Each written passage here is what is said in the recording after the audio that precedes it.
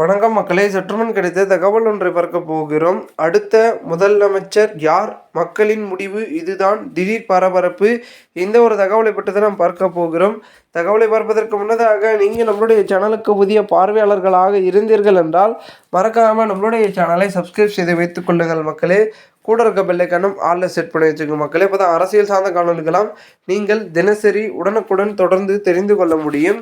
தற்பொழுது அதிமுக, திமுக, தாவேகா, நாம் தமிழர் என 4 முனை போட்டியில் யார் முதலமைச்சராக வருவார், முதல்ல இந்த 4 கட்சியில் யார் முதலமைச்சர் வேட்பாளர் அப்படின்ற ஒரு சிக்கல்களும் எழுந்திருக்கு. இப்போது வரைக்கும் உறுதிப்படாமல் பேசப்படுவது அரசியல் வட்டாரத்தில் யார் யார் முதலமைச்சர்னா, தாவேகா தரப்புலேருந்து விஜய் முதலமைச்சர் வேட்பாளராக நிற்பார். திமுக தரப்பிலிருந்து ஒன்று உதயநிதி அவர்கள் நிறுத்தப் போகிறார்களா, இல்லை ஸ்டாலின் அவர்கள் இறங்கி பார்த்தீங்கன்னா முதலமைச்சர் வேட்பாளராக களம் காண போகிறாரான்றது தெரில. அது ஒரு பக்கம் டவுட்டிங்காகவே இருக்குது. இன்னொரு பக்கம் ஏடிஎம்கே கூட்டணியில் பார்த்தீங்கன்னா என்டிஏ கூட்டணியில், அதாவது பாஜக இருக்கிறதுனால எடப்பாடி அவர்களே முதலமைச்சர் வேட்பாளரா இல்லை வேறு யாருன்னு நிறுத்த போகிறாங்களா? ஏன்னா அதிலே பார்த்தீங்கன்னா ஒரு சில சிக்கல்கள் இருக்கிறது. அதை மாற்றலாம், எடப்பாடி வேணாம், தொடர் தோல்வியாக இருக்குது அப்படி இப்படின்ற ஒரு பேச்சுக்கள் போயிட்டுருக்கு. அது எப்படி சமாளிச்சுட்டு எடப்பாடி முதலமைச்சர் நிற்க போகிறாரு, இல்லை வேறு யாருன்னா மாற்ற போகிறாங்களா அப்படின்றது தெரியல.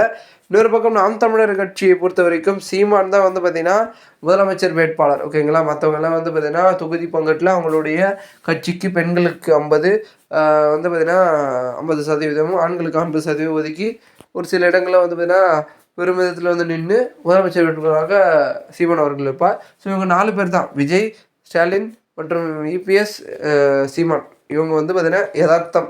ஓகேங்களா, இந்த ஏடிஎம்கே கூட்டணியிலும் திமுக கூட்டணியிலும் யார் நிற்க போகிறாங்க அப்படின்றது கொஞ்சம் குழப்பமாக இருக்குது. ஓகேங்களா, மற்றபடி இந்த 2 கட்சியிலும் தாவேக்காவிலும் என்டிகேவிலும் இவங்க தான் நிற்பாங்க அப்படின்றது உறுதிப்பட சொல்லிடலாம். ஸோ இது இப்படி இருக்கிறப்போ யாருக்கு அதிகப்படியான ஆதரவுன்னு கேட்டிங்கன்னா, ஆளுங்கட்சிக்கு ஆதரவாக ஒரு சில கருத்துக்கள் இருக்கிறது. ஸோ அவங்களும் ஜெயிக்கிறதுக்கான பாசிபிலிட்டியில் ரொம்ப இருக்காங்க. ஓகேங்களா, அதுக்கப்புறம் தாவேக்கா ஜெயிக்கிறதுக்கு இன்னும் பாசிபிலிட்டி ரொம்ப ரொம்ப அதிகமாக இருக்குது. ஸோ அவங்களும் டஃப் காம்படிஷன் கொடுப்பாங்க. இன்னொரு பக்கம் ஏடிஎம்கேயில் திரும்ப டிடிவி தினகரன், சசிகலா அவர்களும் ஒரு பக்கம் வந்துட்டுருக்காங்க. கிட்டத்தட்ட ஓபிஎஸ்ஸும் அடுத்து வரப்போகிறாரு. ஸோ டோட்டலாக பார்த்தீங்கன்னா அதிமுகவில் பிரிந்து சென்றவர்கள் எல்லாம் ஒரே அணியில், அதாவது வேற ஒரு கட்சி இருந்தாலும் கூட ஒரே கூட்டணியில் இணைகிறாங்க. ஸோ அந்த சிதைவடைஞ்ச ஓட்டுக்கெல்லாம் திடீர்னு பார்த்தீங்கன்னா ஒன்றா சேர்ந்துச்சுன்னா அது அதிமுகவுக்கு அந்த பெரிய வெற்றியை கொடுக்கும். ஸோ அப்படியும் அதிமுக வெற்றி பெறுவதற்கான வாய்ப்புகள் இருக்குது. மீண்டும் எடப்பாடி முதலமைச்சர் ஆகுவதற்கு வாய்ப்பு இருக்குது. அப்புறம் ஆகிட்டு உங்களுடைய கோரிக்கையும் நிறைவேற்றப்படும் அப்படின்னு கூட அவர் சொல்கிறதுக்கான சான்சஸ் இருக்குது. ஸோ அதனால் வெயிட் பண்ணி பார்க்கலாம். இன்னொரு பக்கம் நாம் தமிழர் கட்சி, அந்த கட்சியில் பார்த்தீங்கன்னா சீமான் அப்போ முதலமைச்சர் ஆகிடுவார் அப்படின்னு கேட்டிங்கன்னா, அவர் ஆகிறதுக்கான வாய்ப்புகள் அப்படி எப்படி இருந்தாலும் கூட அவருடைய கருத்து நல்லதாக இருக்கிறதுனால, மக்களிடம் போய் கரெக்டாக ஒரு புரிதலை ஏற்படுத்தினால அவரும் பார்த்தீங்கன்னா ஆகிறதுக்கான சான்சஸ் ஓரளவுக்கு இருந்துகிட்ருக்கு. ஓகேங்களா, விஜயை பொறுத்த வரைக்கும் பெருமிதத்தில் தாவேக்காவுக்கு ஆதரவை பொதுமக்கள் சொல்லிட்டு வரதுனால அதுக்கு பார்த்தீங்கன்னா டபுள் மடங்காக தான் ஆதரவு போயிட்டுருக்கு.